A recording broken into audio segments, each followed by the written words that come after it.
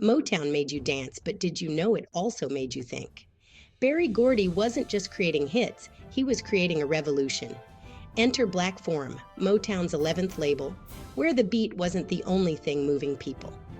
This time it was the power of words. From civil rights to Black power, Gordy gave a mic to the voices shaping history. Ready to discover the label that turned up the volume on justice?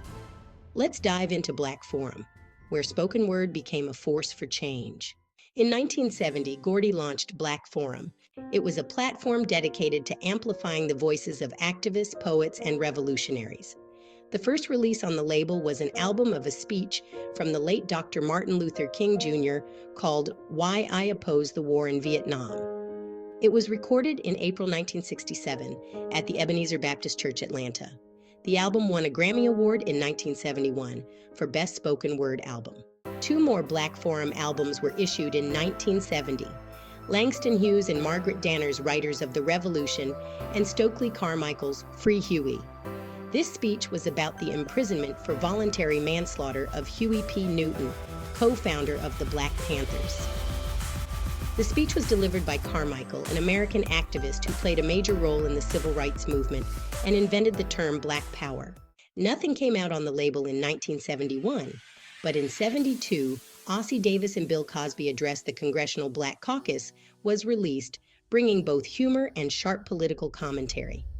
Another release was Black Spirit's Festival of New Black Poets in America, which unleashed a wave of energy and dynamic expression, showcasing poets and activists like Imamu Amiri Baraka, Stanley Crouch, and the Last Poets.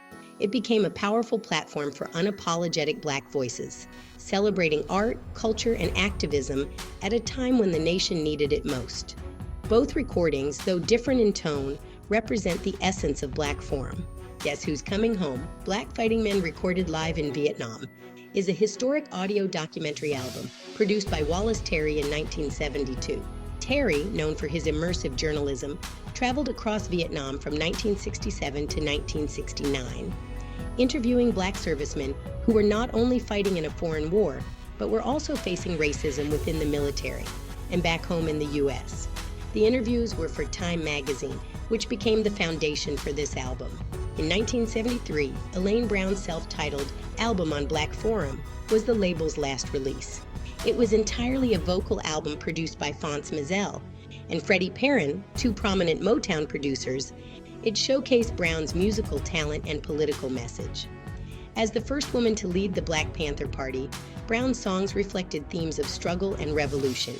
She later became an advocate for prison reform.